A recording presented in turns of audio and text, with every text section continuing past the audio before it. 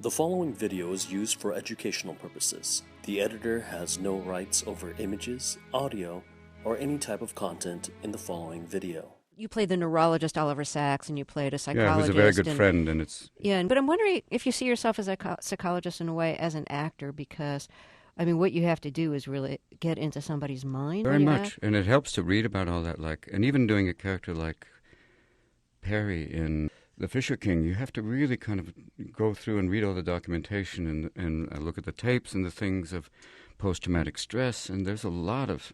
Yeah, as an actor, you get to explore all sorts of behavior, some of it aberrant and some of it normal and some of it, quite unusual. And it helps to be aware of that and to observe that and to bring as much detail as possible. One of the things you're famous for is always having 100 people inside of you, and often when... that is very strange. Why do you bring this up? Precisely. But for me, it's crazy to do this on radio, American radio, after I find it difficult to do.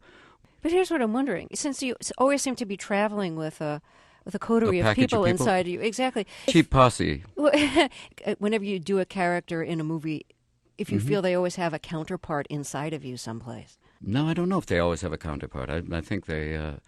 maybe afterwards you find that. But I don't carry the characters around when I'm doing the movie because it can be quite frightening for your family to come home as those people. Yeah, I'll bet. I did that one time with the movie The Secret Agent, and I came home, and in The Secret Agent, it's basically a character that was admired by Theodore Kaczynski, which is some fan mail you don't really want to open. Oh, yeah. But that this is a man who is a chemist and specializes in making bombs and despises humanity. And I was kind of thinking about the character, and my wife said, "Stop," because you get that very kind of dead-eyed look, like, I really don't want to be here. No, I mean the planet, not just this room. And it frightened her, and I didn't want to do that to my family. You obviously like improvisation a lot. What's it like for you when you're doing a movie where you're supposed to be following the script, and you are following the script? Do you find that restricting, or do you like that discipline? I like the discipline because, it forces you to kind of... years ago, I was doing The World According to Garp, and I improvised. And I started off just improvising like crazy, and George Roy Hill made a face like a weasel in a wind tunnel. And then I went, not good, he went, just say the words. And it really helped to, focus, put all of yourself into that, and also be freed up by that and find the behavior with that. And occasionally you can improvise, use that as a base and go off from it. But if a script is well written, you realize you don't have to, like with Good Will Hunting. Very little riffing there because it was such a precise piece that you didn't need to.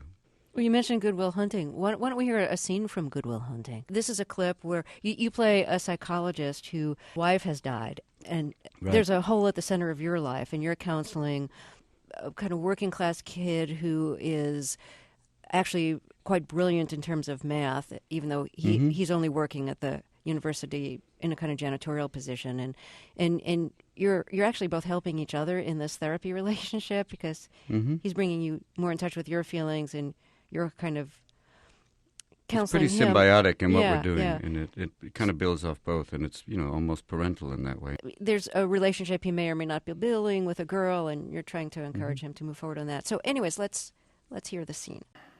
I went on a date last week. How'd it go? It was good. Going out again? I don't know. Why not? Haven't called her. Christ, you're an amateur. I know what I'm doing. Yeah. Don't worry about me. I know what I'm doing. Yeah, but this girl's beautiful. She's smart. She's fun. It's different from most of the girls I've been with. So call her up, Romeo. Why? So I can realize she's not that smart, that she's f***ing boring. This girl's perfect right now. I don't want to ruin that. Maybe you're perfect right now. Maybe you don't want to ruin that. But I think that's a super philosophy, Will. That way you can go through your entire life without ever having to really know anybody.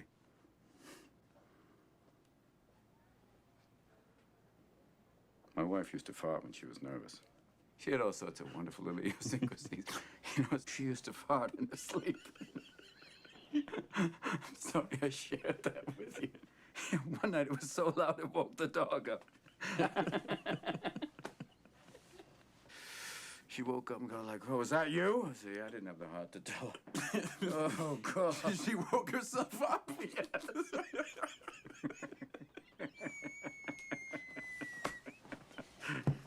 Oh, Oh, Christ. But Will, she's been dead 2 years, and that's I remember. It's wonderful stuff, you know? Little things like that. Yeah, but those are the things I miss the most. The little idiosyncrasies that only I knew about. That's what made her my wife. Boy, and she had the goods on me, too. She knew all my little peccadillos. People call these things imperfections, but they're not. Oh, that's the good stuff. And then we get to choose who we let into our weird little worlds. That's Robin Williams and Matt Damon in a scene from Good Will Hunting. Now, that's the movie you won the Academy Award for. Right. Did it seem like a stretch for you to do the movie? No, I mean, I was just excited that they offered it. I mean, when I read it, I went, this is a piece that has such depth. And when I met the boys, I went, okay, you know, and then they actually took flack for it because people thought that they didn't write it, but they did. And you realize it's based on, you know, family members. Like Matt's mother is a developmental psychologist, and Ben's father is a bit like the character, Matt's character, this, you know, kind of maverick genius who went to MIT and then ended up working at a theater company with Robert Duvall and Dustin Hoffman. So all this stuff was part of it. And no, it wasn't a stretch. It was just a great exploration. And the idea of playing a psychiatrist, but also a guy who's led, you know, who's coming out of it. I mean, who's the loss of his wife pretty much knocked him on his ass and set him back drinking and kind of, you know, and then coming back to deal with this boy who is brilliant, you know, intellectually, you know, far outstretching everybody else, but emotionally really blocked. And, you know, is a victim of a lot of physical abuse. And you realize taking him through that, walking him through that, in a weird way pulls me back, too. I'd given up, you know, I was teaching, but I wasn't really practicing as a therapist. You did a trilogy of recent films in which you were bad guys or very troubled. Two of them were dramas, 1 Hour Photo and Insomnia, and one was a comedy, Death to Smoochie. Right. I'm wondering if was that a conscious choice on your part to head was to unconscious the, at to the the time darker to realize. side? Yeah. To go that way, come to the darker side, Robin. It was, they just came, and I thought, these are interesting. I'd never had a chance to play them before, and especially with Insomnia, to work with Pacino. Hoo-ha! That was I don't know, Robin. It's weird. Good. How was that take? it was wonderful. They went rolling. That's good. But to work with him was the gift, and Insomnia was the idea of playing this kind of a psychopath, and the idea of someone who tries to win you over. I mean, the sociopath-psychopath double bill was fascinating for me to explore that type of behavior and not have to do time. Right. And also with 1 Hour Photo, that a lot more people seem to be deeply disturbed by that, about the access to their private life through, you know, their photographs, which, you know, it's weird because now a lot of those labs are closing out as digital cameras take over. But every person I talked to who worked at a lab said they all had a wall of shame where they had duplicated weird photos of grandma in a thong and put them on the wall. And it was like, come over here, Bob, look at these.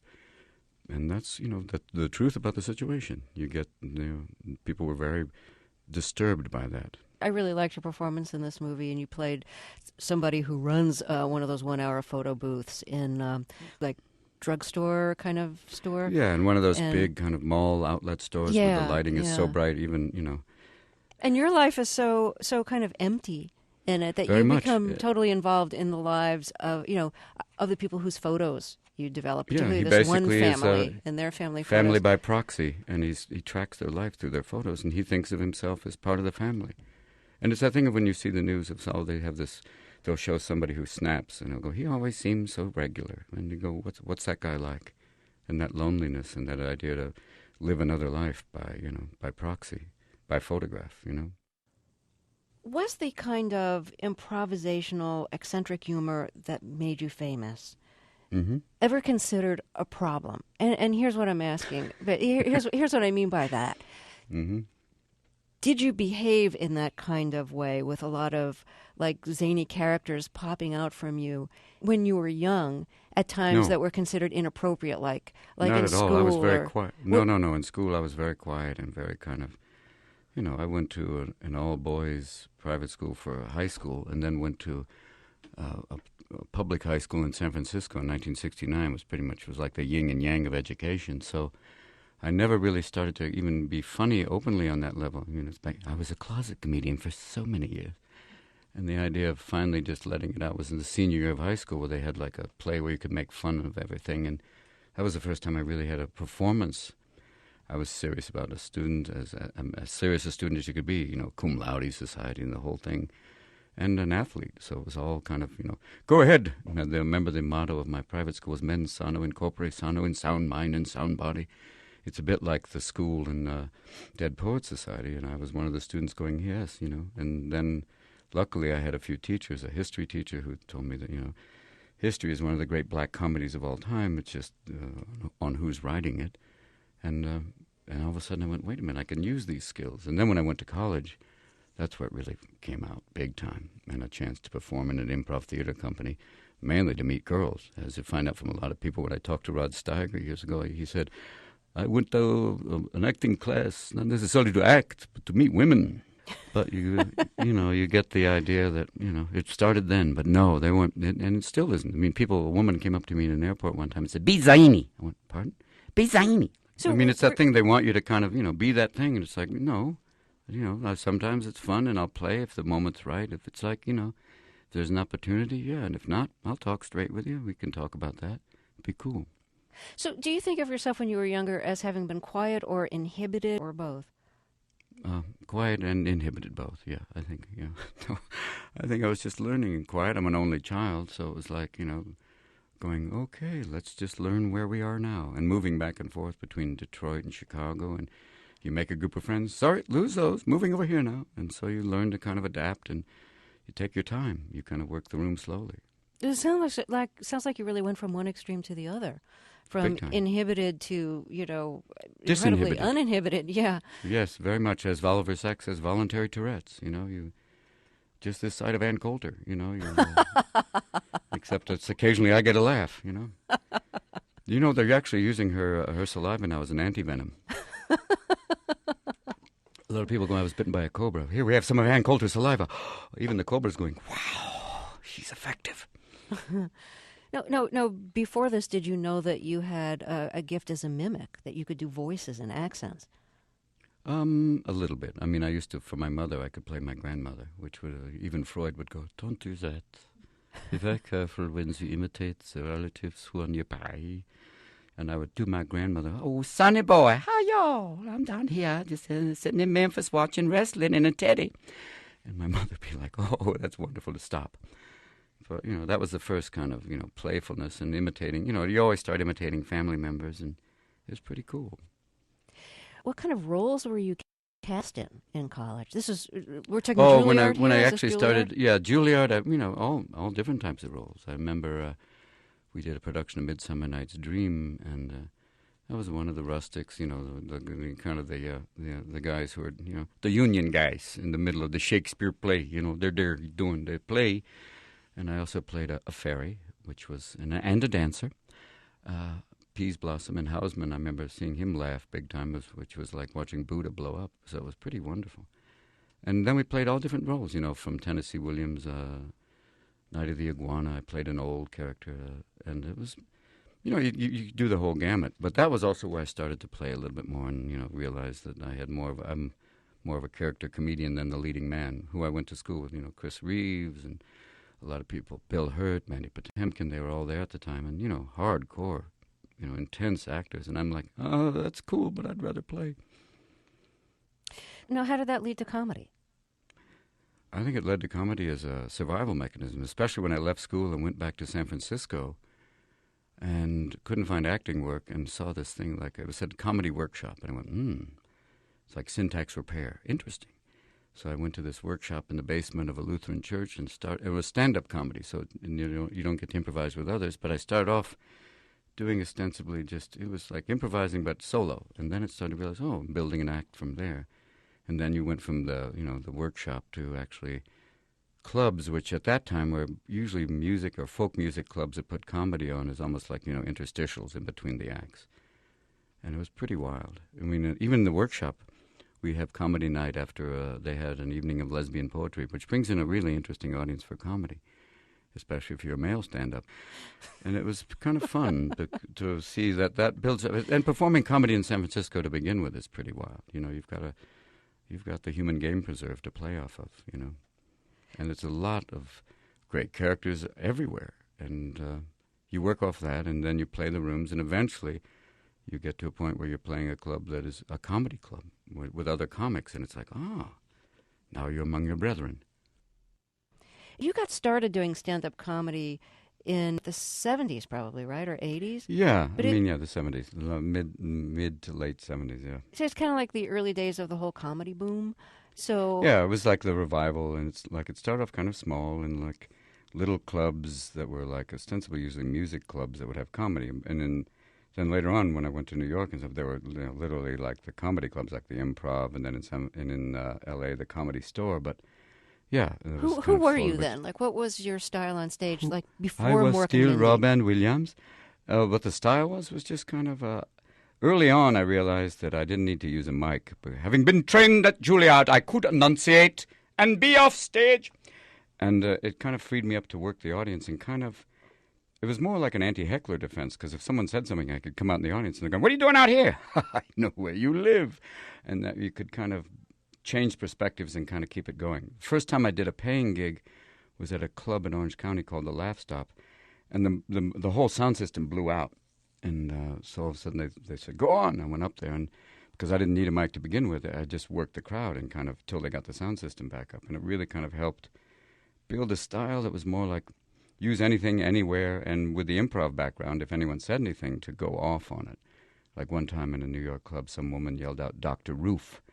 She was trying to say Dr. Ruth, but she'd had 5 gin and tonics. And I started doing Dr. Roof, who was like a black sex therapist. And you can start, man say foreplay, you not done, protection, get away from me, that's my protection, straight edge razor, But it was all part of, building a style that was pretty loose.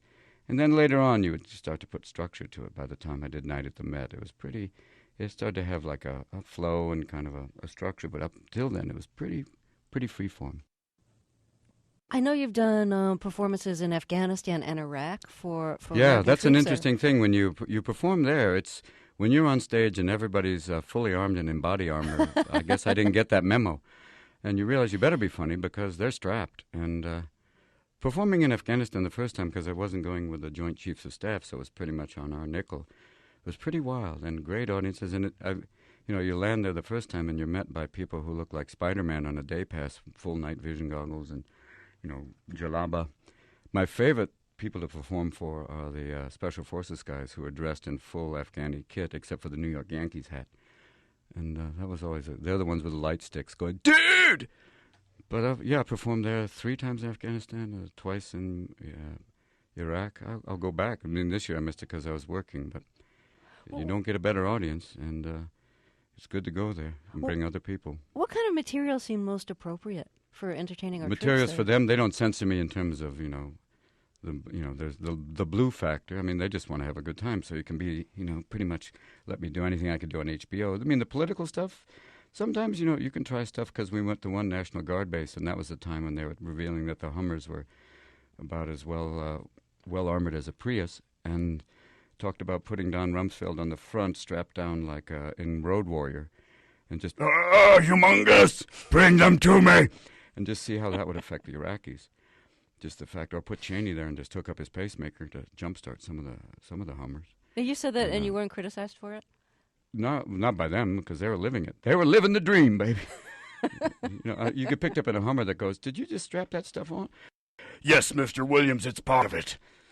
But you do stuff for them, like meals, MRE, meals ready to excrete. They're basically, you go to Afghanistan and you swallow enough dust that you'll pass an adobe brick.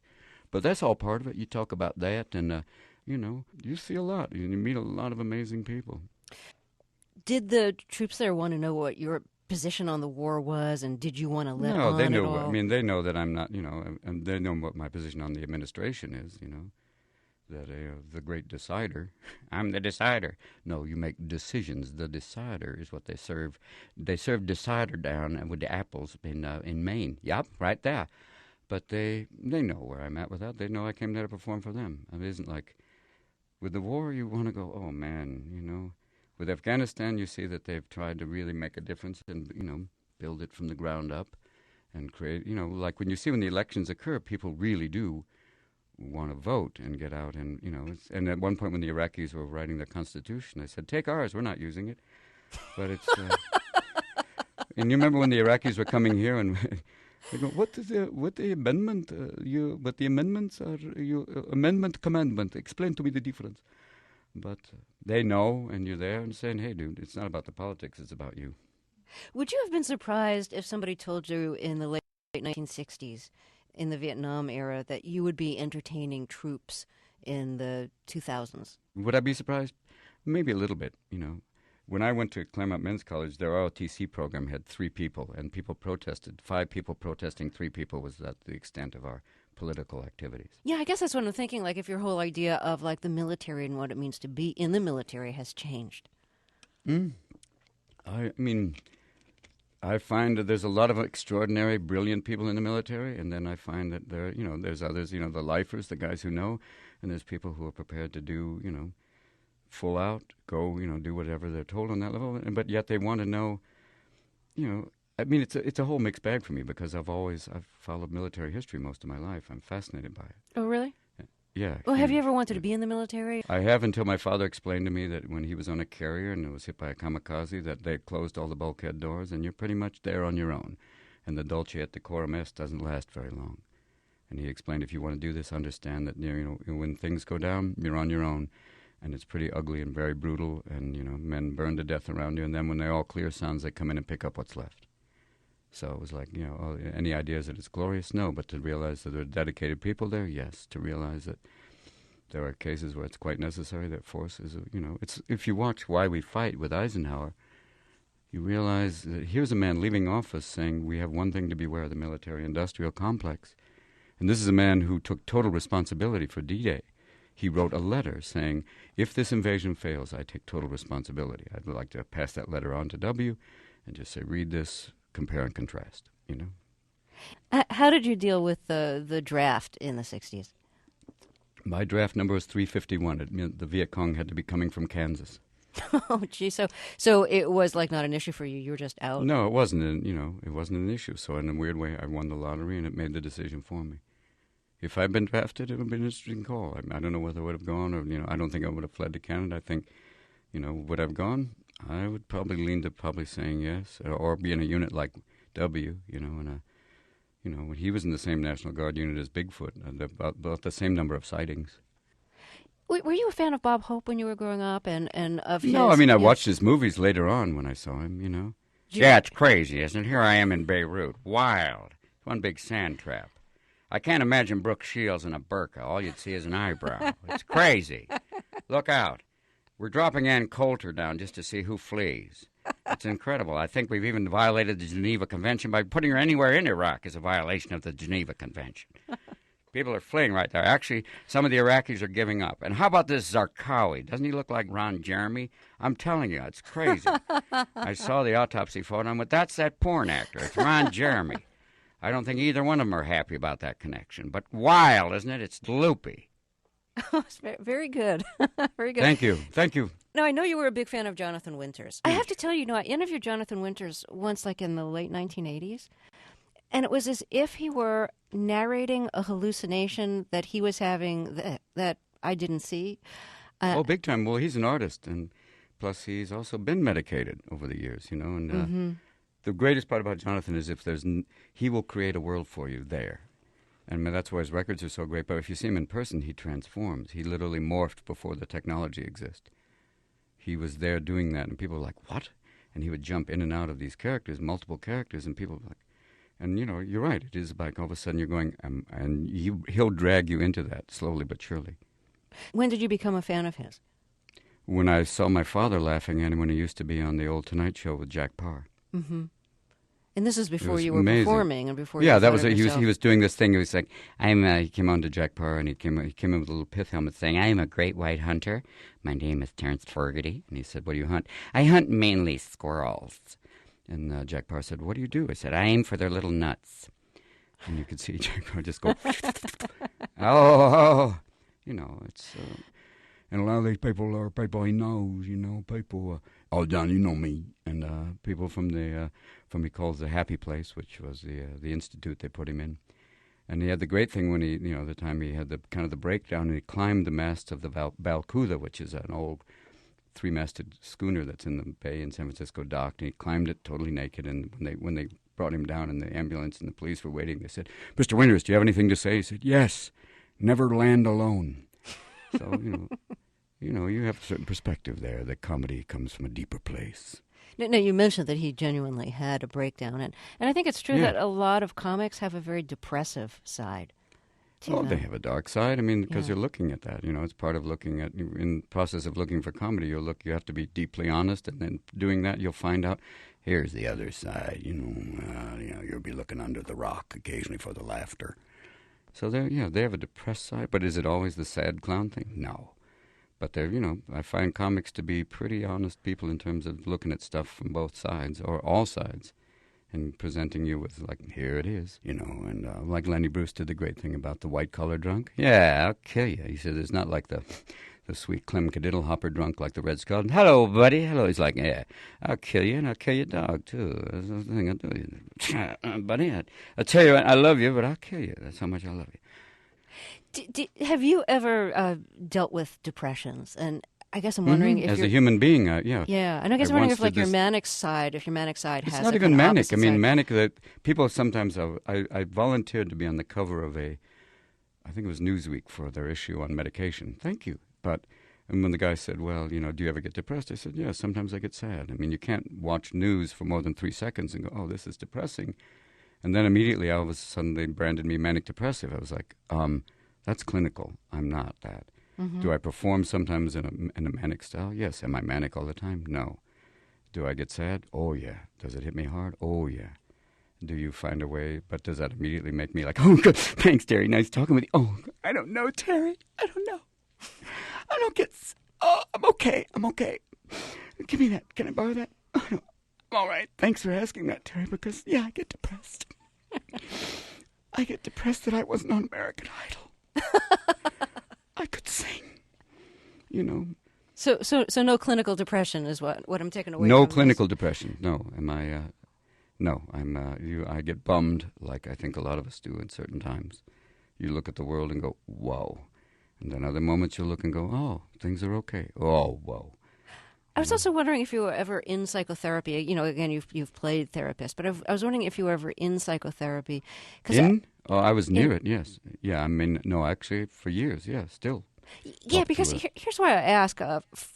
First of all... No, why do you ask? Because I'm not paranoid, but why do you ask? Well, a few reasons. One is, like, as we were talking about, as an actor, I think you have to have insights into how people operate in human psychology. Mm-hmm. But also, some people are so kind of verbally adept, like you are, that I wonder if they're talk therapy proof. You know what I mean? Whether they're so skilled at using words to get around things in a way that, is it hard for them to be disarmed, by language? Well, you can disarm yourself. You could lay down the arms, and basically that's the purpose of therapy. To a certain point, if you're just going in to say, hey, look, I can really shuck this guy, that's not the purpose, really. Eventually, at a certain point, you have to say, okay, what do you want to do? Why are you doing this?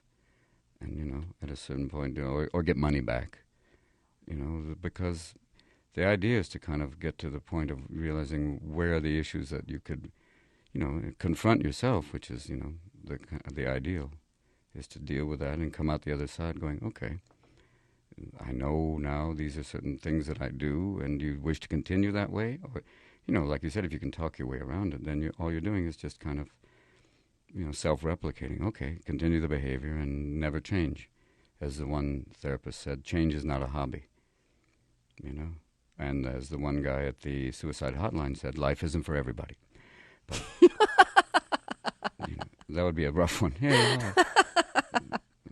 hey, how you doing? Well, So you feel like you've gotten a lot out of psychotherapy? Yeah, it's helped me over the years and really helped kind of, a lot. I mean, I think enough to keep going and be able to say, does it mean everything's wonderful? Am I all is working well, Terry? It's going well for me. I feel good.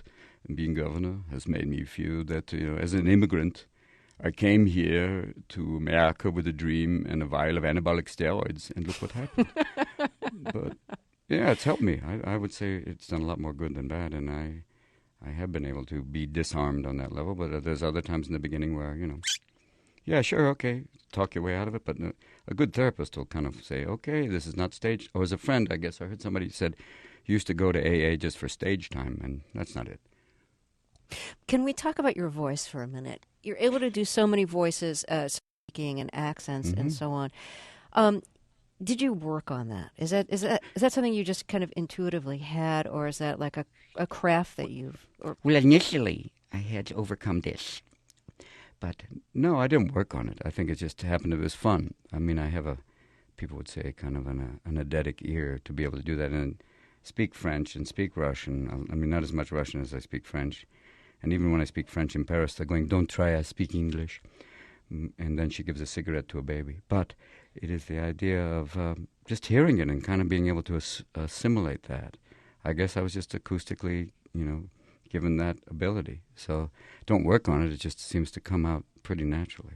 Do you sing? I can. And I'm hoping to be on Broadway for Brokeback Mountain the musical. I have a song, Can't Quit You, Innes. I know.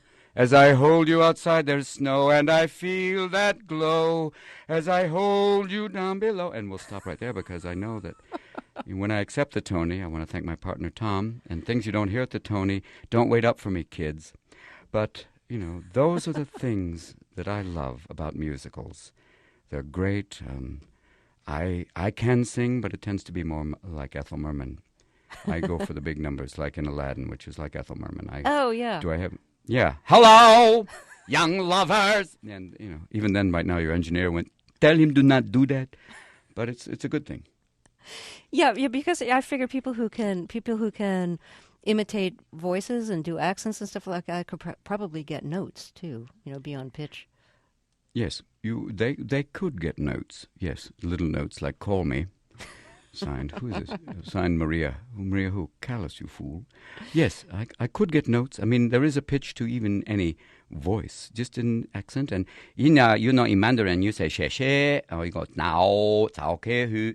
You can be the difference between ordering a car and saying, please play with my buttocks. That's the difference in tone. And that's actually not a real Mandarin phrase, so for those listening, it's okay. Can I make a confession? Yes. You're not wearing anything, but that's okay. You're in the radio studio, and if you're in a thong, that's wonderful. A thong in your heart, that's okay. No, please, confess. Well, before we did the interview, I had no idea what to expect, and I wasn't sure you'd give me a straight answer to anything. And I just want to say thank you for actually having a talk. Well, it's good to talk like that. And for being really funny at the same time. Well, that's probably what life is. You can do both. You can talk and be funny, and you see it wasn't that zany. It was just conversation. It's a good thing, Terry. You know that. It's a good thing. It's a good thing, as Martha Stewart said once she got out of prison. She had that wonderful magazine she published while she was in jail called Truly Inside Living, which was wonderful. How to make Trump doy with a lovely toothbrush, things to do with a shiv. Besides stab, wonderful things. And if you only have one window, use the light. She is very good that way. And you call this Chev, Robin Williams, we'll be right back so with much. some people from Oh, you're welcome, Terry Gross. We're here with some people from New Zealand who are talking about animal husbandry. And can you marry a ewe? Your call. Your lines are open. Easy. Terrence, no. How was it? Not bad. All right, thank you. We're back. Thanks, Terry. It was a good day. Good on you, Terry. Take care of yourself. We'll be right back with Ann Coulter just to talk about, euthanasia. We'll be going. Bye-bye. Thank you. You're welcome.